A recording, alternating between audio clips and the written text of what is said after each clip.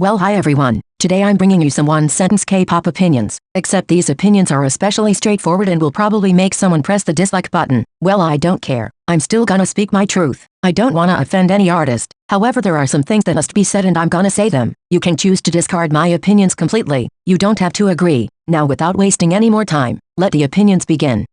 Karen's rap and Step Back made me forget Giselle is actually the main rapper in aespa. Skin Spy only one of sounds like it's been made by a 2-year-old playing with GarageBand. Indirect K-pop opinions are stupid. They're either too generic, they could be about anyone in the industry, or they're so specific they're not even indirect anymore. Making predictions about Kepler after disbandment when they just debuted makes me think you have nothing to do with your life. You all don't know how to make K-pop predictions. You're like, I predict a group will disband. Wow, really? I could have never imagined that. Why do you turn into vocal coaches when it comes to other groups, but you're literally deaf when your faves fuck up? Many of those people who criticize WADADA are the same people who listen to boy groups' noise music. Stage presence is not about changing facial expression every millisecond and overdoing every move. Besides Jungkook, Jin is the only other consistently stable vocalist in BTS. That Kwangia shit being applied to every SM group is just disappointing and pathetic. Speaking against fat phobia but then skinny shaming idols is revolting. 3rd gen stans are more annoying than 2nd gen stans. Yujin and Isa have the best facial expressions in IVE. Kepler are gonna be as successful as IZ*ONE. Stop deluding yourself saying they won't. Choi Yeonjin is the blueprint when it comes to the 4th gen it boy discussion. No post IZ*ONE act is ever gonna beat IVE in terms of success. Starship is turning Gravity into Monster X 2.0.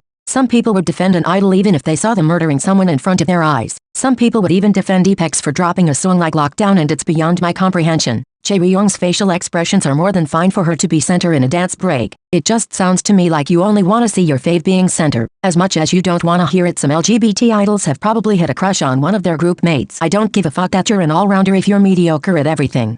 Boy group stans can be just as awful as girl group stans. Don't act like you're the victims. Starship should have given Daewon and Yeonjung their subunit debut before giving a comeback to Chocomi. My teenage girls' missions are much more interesting than the produce ones. If it wasn't for the lore and the concept of debuting one girl per month, BBC would have only debuted Choo, Eve, Jin Sol, Heejin and Kim Lip. Some Kepler stans love discrediting Daewon's main dancer and main rapper qualities. Woollim as a company is gonna die if they keep on doing absolutely nothing for their artists. Some of you sexualize male idols too easily. Wonyoung will always stay pretty and relevant even if you try to defame her. IVE as a whole are only gonna get more successful while haters will cry about their flop faves. Truth to be told, 2nd gen wasn't all that in terms of music. BTS shouldn't have just joked about ARMYs threatening James Corden. They should have called them out for their behavior. People listening to their fave songs 20 times in a row to force themselves to like them are so embarrassing. BTS's English songs are good. You just hate fun songs. Enhypen's Blessed Cursed was a bop, and you just hate seeing groups doing something different from their usual concept. No girl group stan is seriously claiming to be a feminist just because they stan women. What the fuck are you talking about? No male idol has ever genuinely looked good with a mullet. I'm sorry. Professional dancers are better at dancing than K-pop idols. That's literally their job. Get over it. Stop pretending visuals don't matter, cause they clearly matter to most people and to the whole industry. I don't need to be a fashion expert to see when an outfit fucking sucks. International fans should stop thinking they're so much better than K-fans. That's complete bullshit. Only one of's excessive queer baiting in their MVs is sickening.